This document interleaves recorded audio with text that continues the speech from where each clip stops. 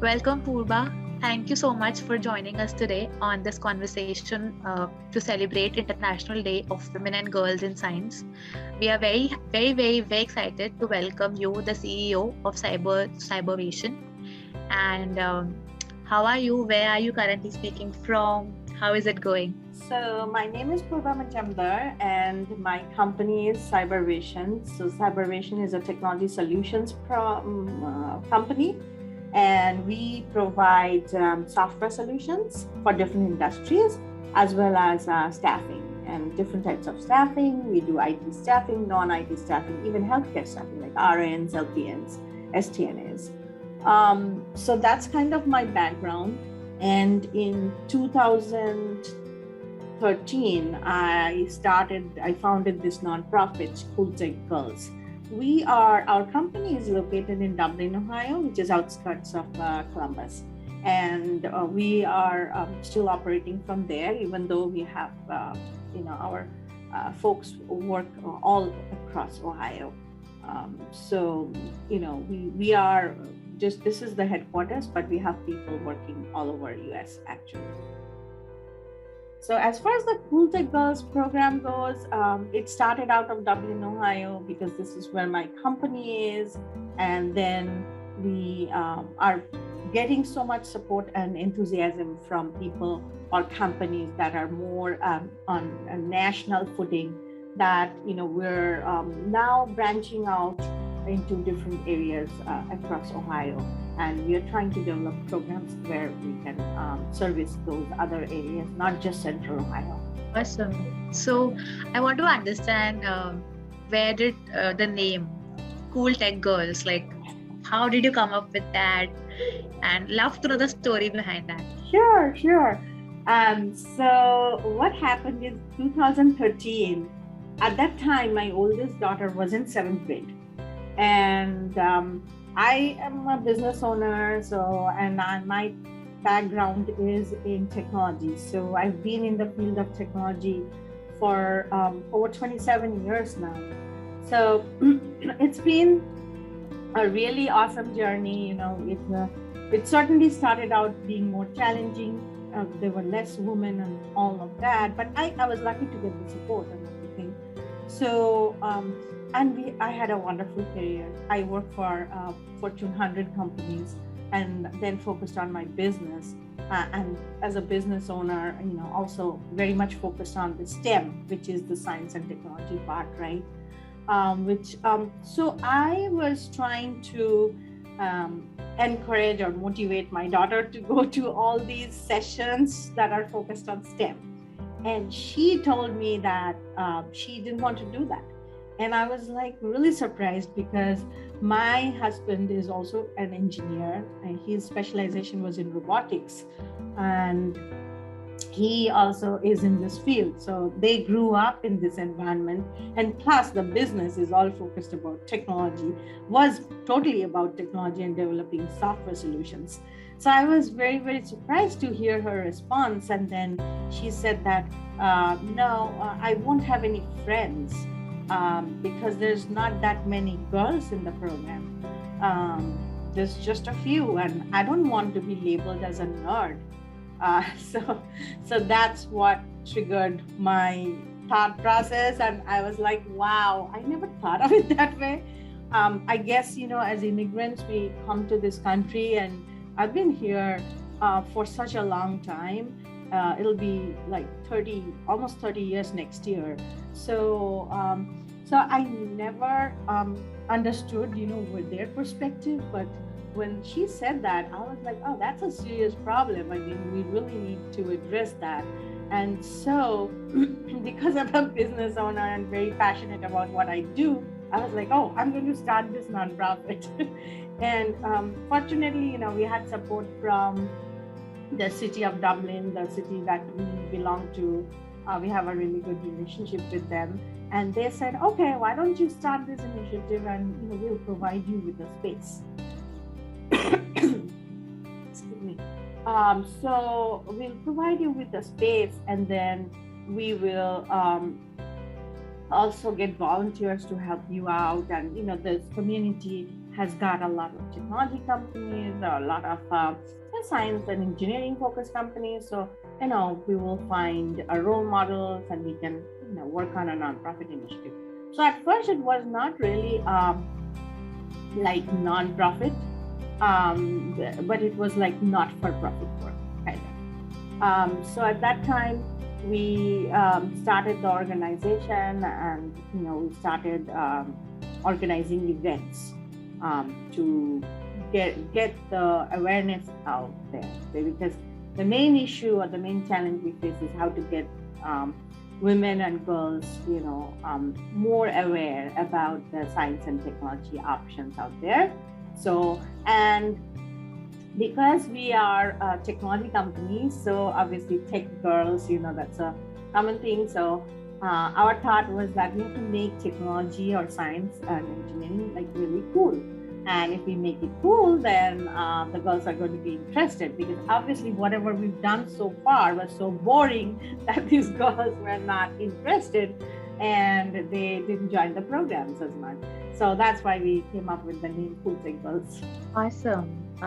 Love that story. And I want to understand a little bit more about that. Your motivation was very strong because that you were in the tech business and you wanted to encourage your daughter. And I don't think there's any motivation stronger than that. Just building onto it a little bit more. Why do you think now that you've been running a business and a nonprofit, why is it necessary to encourage women and girls, especially young girls, to learn more about STEM? Why women in STEM is so important? Right, and that's exactly the reason. I'm going to talk more about the numbers in this case that we see, and also how we see it in our business, because I think that kind of will answer some of the questions. So the U.S. Department of Commerce 2017, they say that the STEM workers, obviously command 29%, command higher wages. So they have, 29% more than non-STEM. So women, so it just says that there's more, the wage gap is much less in STEM than in other fields. So that's one thing that I am very much aware, because I'm always trying to promote women, and I'm trying to see how they can be at par with men as far as their job goes, their leadership goes, everything. So in US, what we find is that only 47% of US jobs were filled by women. And but out of that, there were only 24% STEM jobs. So there's a gap right there, you can see. So women with STEM earn 35% more than women in non-STEM jobs, and even higher, like with higher than the STEM wages for men. So they can. Sometimes they can get higher wages in STEM fields. It would be much easier for women to get higher paying jobs. That's kind of one of the things that came to my mind. And the other thing that I think is very important is we find that women can be significantly successful if they can overcome their barriers, because we all know that as women, we have significant barriers to entering and staying in STEM careers. Those can be like, lack of self-awareness, lack of self-confidence, a lot of these types of things, right? However, after receiving the training, they become more self-aware and develop skills, and then they can boost their self-confidence levels to and grow and advance in this type of a career. So 80% of these women who join in technology, they do not have a sponsor, or they do not have somebody really helping them in their career development. And those are some of the things that were very important to me. I think those are some of the things that we need to address. So the social norm for STEM fields is, is that a stereotypical male, or Asian or Eastern or upper class. That's kind of how we see it over here, and which is a little bit different, I think, from in India. But in US, that's definitely a huge issue. And we are encouraging women and girls to explore and pursue these STEM careers. We empower them to achieve the high-paying, more stable jobs. High-paying jobs are, come with more benefits, and there'll be, more equal pay. So the economic and career stability lead directly to leadership opportunities within a company. And so there are a couple of things here, like there's stronger advocacy, there's philanthropy. So this whole, everything is like connected. So if we can start from a position where we try to empower these girls, we educate them, and we train them, and we provide them with the right level of support. We connect them to mentors, that they will also be able to get good jobs, high-paying jobs, climb the corporate ladder. It's just that they would have to also receive the same type of training. And that's kind of what Cool Tech Girls focuses on, because we recognize that this conversation should start from a much younger age than what is happening right now. And here, at least in the US, we find that the middle school is a very critical, point in their career or in their school life, where, they are trying to decide on what they want to do. And if we can expose them to all these great opportunities and connect them to the role models where they are able to see themselves as those women, then they would be encouraged and inspired to also try some of these professions, because they would think that there's another woman doing this, so I can also do it. That's kind of the idea or thought process for Cool Tech Girls. That's kind of where we want to focus. There are a lot of companies that just focus on the training, but we think that it is not just training. There are different elements that contribute to this problem, and so we should be focusing on all of those. Absolutely, and I totally agree with when you mentioned the middle school. It's the most pivotal age for folks to decide who they are as a person and who they want to be.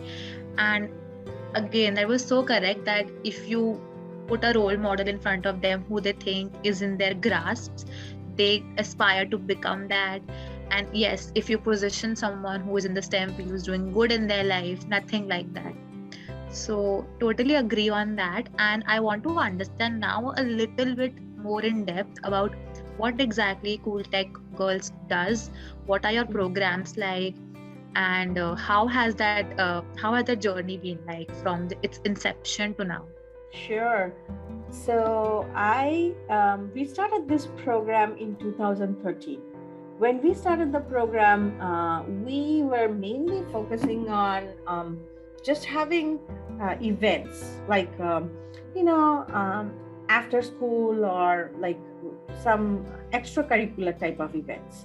So over here, the school, during the school hours, obviously the girls are busy with their schoolwork, and then they either are available after school or on weekends to do some extracurricular work.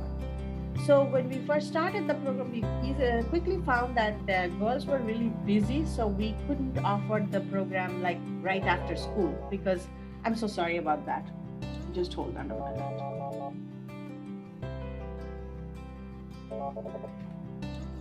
I'm just going to take it out so that it's not going to record. Let's start again. So when we started the Cool Tech Girls program in 2013, we were focusing on the events like workshops, after school, extracurricular type of workshops. And at that time, we first thought that we would offer the program after school, like in the evening. And then we quickly found out that the girls were doing, sports or other types of extracurriculars like music. Somebody's doing band or whatever. So it didn't work out well after school. So we focused on offering the program only on weekends. And we offered the program either Saturday or some Sunday. Most of the times it's Saturday morning or afternoon, because that's when the parents are also available to bring them to a workshop. So that's how we started. In terms of the program, there's 3 different focus. So there is elementary school, and there's middle school, and there is high school. Over here, they're pretty separated out because they go to different schools. That's how it works over here. So the first group is elementary school. For the elementary school, we focus between 3rd to 5th or 6th grade, because most schools here, elementary is ending like in 5th or 6th grade. And then the next group starts from 6th through 8th grade. And then the high school is 9th through 12th grade. So in the elementary school, this is the time when we can introduce them concepts. Different types of concepts like STEM. So it could be like a concept in robotics. It could be a concept in some kind of, very elementary programming that is more like logic building. Or we can introduce them to maybe some science topics, like, the very, very elementary type of things, and more focused on activities, because that's how they learn. They have to play with it. That's how they learn, and make it interesting. So during that workshop, we usually focus on those types of topics. And we partner with other organizations that are subject matter experts. So for example, our organization would be seeking out people who are robotics experts, and they can bring like the Lego robots, and they have kits and stuff, and then the girls would build like a small, like a tower or something, and so they would build like little things, and they would learn that way. So the elementary program is kind of like that, and then we offer them a couple times of a year, and so that we can engage the younger girls. But our main focus is really this middle school girls, because we are extremely passionate about them, and we think that if we cannot encourage this group, then we kind of lose them, because when they go to high school, they are so busy that even if we offer these programs, they don't come as many times, because they have at that time, they are also focused. Their school load is pretty strong over here. It's just very, very competitive in the high school level, and so they have to take advanced level courses, and they don't have time to do that. So they would come for panels like that would focus on types of jobs available, or the different fields available in colleges and what they teach. So it's more like those types of things. And we also have partnered with local organizations that focus on doing or conducting hackathons. And hackathons are really good, because then we can get the girls interested. But unfortunately, the participation of girls in those hackathons is very, very, very low. And so we are still working with different companies that have a strong women in engineering or women in technology groups to come help out, and also the college students who are already pursuing science and engineering to come and help out and show the younger girls that are in high school that this is how you prepare for hackathon. So we did a collaboration with the Ohio State University over here. We still collaborate with them because we want to show that there are girls who are already doing that. They're in colleges, so you can also do it. So and they walk through the different programs that they need to know, how they need to prepare, and all of that. So I talked about the elementary and the high school program, but our signature program is a Techno Fashion. And Techno Fashion is, like I said, it's a spin on, engineering and technology, but giving it, how do you make it more cool? And we thought that the girls would be more interested in fashion. So, and the concept of wearable technology, because the wearables are becoming, more and more prominent these days. Everybody knows about wearables, and it has like a huge potential in the future. So this collaboration for Techno Fashion is with the Ohio State University, with their electroscience lab, with their electrical engineering program, as well as their computer science program. And how we organize this is by having students as mentors, as well as industry professionals as mentors. And the program starts from September and it ends in April. And they have 4 workshops of engineering, they have 4 workshops of coding, and then 1 for leadership and project management. Because at the end of those 8 workshops, they have to work on a project, and they have to, we give them a theme, and they have to use the tools that they received. So we give them like little circuits, and we give them some hardwares and things like that, and they have to come up with their own project. And this they are paired with mentors, and these mentors are mostly from colleges, but also some industry professionals that will help them, and they come up with their project. So this covers a lot of important points, that we want to address through one program. And this is a very hands-on type activity that we have, and it's a grassroots level program, because we feel like we have to engage them, because if we do just one workshop here and there, they attend the workshop, but then how do we actually get them engaged? So this program is a very well thought out program where we are covering engineering and coding, and then also a project.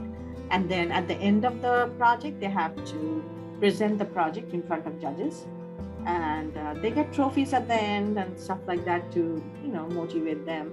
But we focus mostly on finishing the project, not so much on the awards, because, everybody comes from a different background, different skill level. We really want to engage them, but the focus is really on trying to teach them different concepts and making it interesting for them. And this is our 3rd cohort this year that we are running. And this year we have more girls than the previous cohorts. I think it's picking up. I'm hearing from students who are then referring other girls to the program. And we're super excited about this program, because we think that this is a very unique program. Nobody else is running in the country quite like this. And it introduces them to a lot of different. Absolutely. And I'm a little bit curious about these programs. So just 2 quick questions. First, are these programs free for girls? And second, do girls directly engage with the nonprofit, your nonprofit, or do they connect through the college or the school? How does that work out? So most of the programs are free, most of them, because the company sponsor these programs. So in this, I'll just take 2 minutes to say how the whole thing changed with the pandemic, because we were on a path where we were having the companies host these events, and they're 2 to 3 hour events. The companies would host it at their venue. And then their volunteers, all the role models, or both men and women, actually came forward to help us run these programs. And it was wonderful. The girls just absolutely loved being in those company premises because they didn't know much about the company. Now they were able to go in and explore all these great things. And the companies would be very generous about the food and everything. They would really pamper the girls. So it was highly successful. Then came the pandemic in 2020. And obviously, like how everybody's working from home now. And nobody is obviously going to entertain the idea of having a bunch of girls in their premises because there's so many risks involved. And we don't even want to take that kind of liability. So then we had to, at that time, we were almost finishing up the first cohort for Techno Fashion because it started in 2019. And we had to convert the workshop in Zoom. And then it was quite challenging because we were not really, the program wasn't built that way. So we quickly had to go to a Zoom version because everything was in person. And so that program ended, and the next program, which started in 2020, was entirely virtual. We did not have even one session in person. And this now in 2021, we started with a Zoom, and in 2022, we just started in person. So this whole thing has changed so much. But to go back to your question, for the Techno Fashion, we do have a registration fee, which is very minimal. That covers for like the most essential things, but they receive like two different kits that are valued at almost $150-$200, and then the rest of the program is free. And all the other programs, we've kept it free so far, other than like little maybe cost for something that we give out, and it's just like very minimal. So that's why the funding becomes even more important for us, because we feel like if we charge for the program, then some girls might be discouraged, and we don't want to do that. And that's why we try to keep it free as much as possible. And what was the other question you said?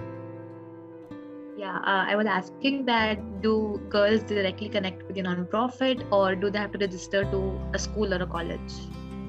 Right. So at this moment, most girls are coming directly to our program.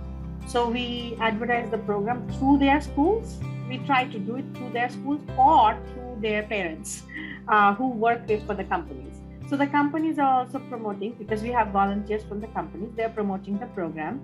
And then we have other industry professionals who are, our program has received a lot of accolades and awards and everything. So a lot of people in Central Ohio already know about the program. They refer, if they know young girls in their network or in their family or in their neighbors.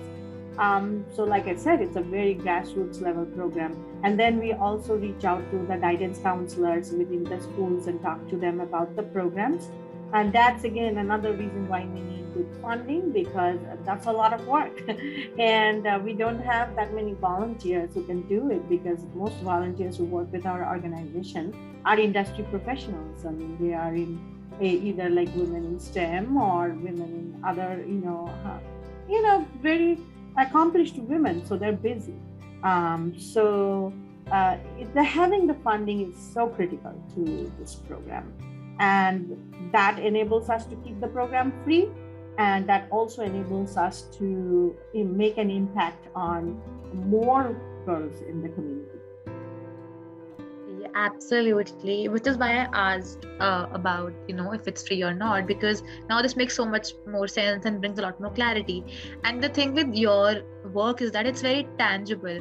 Like if someone is mentoring, if someone is giving these classes, instantly that a cohort is being led towards the STEM program. So congratulations, by the way, on the 3 cohorts for the Techno Fashion program. And since you mentioned now I want to talk about 2 important aspects. One that you mentioned about parents, right? That a lot of times you get referrals through parents.